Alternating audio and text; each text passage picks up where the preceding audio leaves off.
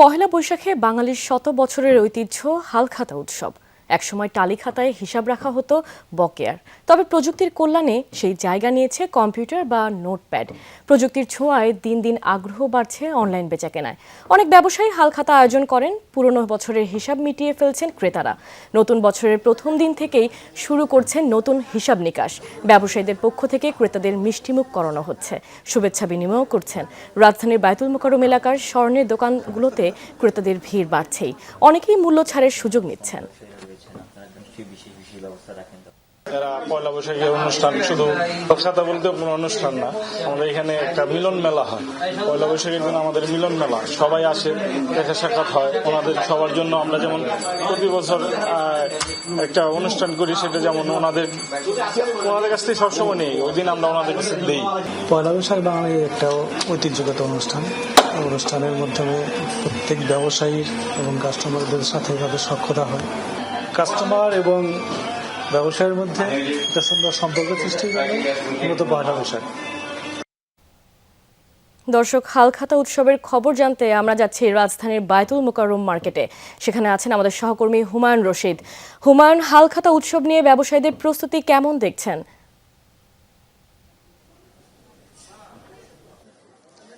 রুহি, সাধারণ মানুষদের জন্য যদি বৈশাখের উৎসব হয় শোভাযাত্রা, তাহলে যারা কিনা ব্যবসায়ী রয়েছেন, যারা কিনা ক্রেতা রয়েছেন, তাদের জন্য কিন্তু বৈশাখের উৎসবটি হচ্ছে হালখাতার উৎসব। যে টালি খাতায় যে আজকে খোলা হয়, নতুন টালি খাতা শুরু করা হয় পুরনো ব্যবসা বাকি বাট্টার হিসাব মিটিয়ে, সেই উৎসবটি কিন্তু আজকে তারা জাঁকজমকভাবে পালন করে থাকেন। এবং পল্টনের যে স্বর্ণ ব্যবসায়ীরা রয়েছেন, তারা কিন্তু এখনো এই যুগেও হালখাতা যে উৎসব সেটি ধরে রেখেছেন। যদিও স্বর্ণের যে দাম, সেই ক্ষেত্রে আসলে বকেয়া দেওয়ার খুব একটা সুযোগ নেই, ক্রেতারাও এই এত দাম দিয়ে আসলে এত দামি স্বর্ণের আসলে বকেয়া নেন না। তবে এখন যে হালখাতা যে উৎসবটা রয়েছে, সেটি আসলে হচ্ছে ক্রেতা এবং বিক্রেতাদের মধ্যে যে এক ধরনের টাকা লেনদেনের কাঠখোট্টা সম্পর্ক, সেই সম্পর্কটাকে মিলন মেলায় রূপান্তর করা। এই দিনে ক্রেতারা আসেন পরিবার পরিজন নিয়ে আসেন, এবং বিক্রেতা যারা রয়েছেন তারা কিন্তু সচরাচর দিনে যেভাবে লেনদেন করেন সেভাবে লেনদেন করেন না। তারা মিষ্টি এবং নানা ধরনের সেই সামগ্রী নিয়ে আসলে ক্রেতাদের বরণ করে থাকেন। এবং আমরা দেখতে পাচ্ছি যে আজকেও কিন্তু সেই রকমটি হচ্ছে। হালখাতাতে আসলে বাকি বাট্টার হিসেব খুব একটা রাখা হচ্ছে না, কিন্তু এর বিনিময়ে যে মিলন মেলা, সেই মিলন মেলাটা এখানে রাখা হচ্ছে। এবং আপনি দেখতে পাচ্ছেন যে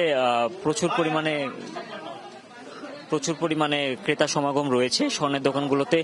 এই পহেলা বৈশাখের দিনগুলোতে তারা এখানে এসেছেন, তারা পরিবার পরিজন নিয়ে তারা স্বর্ণের দরদাম করছেন, এবং যারা কিনা বিক্রেতা রয়েছেন তারাও তাদেরকে বরণ করে নিচ্ছেন খুব একটা পারিবারিক উৎসবের মতো আয়োজন করে। এবং সেই আয়োজন আমরা দেখছিলাম, খুব একটা দেখা আমরা পাইনি, কেননা এখন যুগ বদলেছে, এখন ডিজিটাল একটি মাধ্যমেই তারা হিসাব নিকাশটা করে থাকেন।